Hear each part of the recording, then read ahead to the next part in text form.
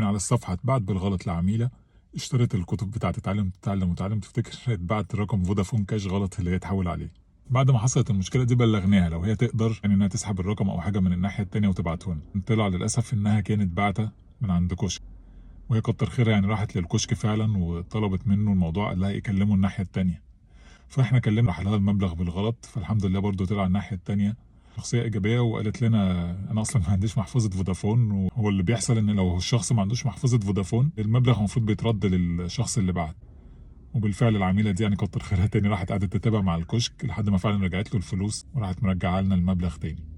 فيعني في 3 أطراف كلهم اتصرفوا بقى، بين اللي هي العميلة اللي احنا بعتنا لها بالغلط والكشك وكان ممكن يقول لا الفلوس ما جاتليش ياخدها، والناحية التانية اللي هي كان ممكن في حل انها تعمله انها تفتح يعني حاجة اسمها محفظة مؤقتة وتاخد الفلوس بس رجعتها برضه. فزي ما في نماذج سيئة أو سلبية موجودة معانا في المجتمع، في برضه نماذج إيجابية.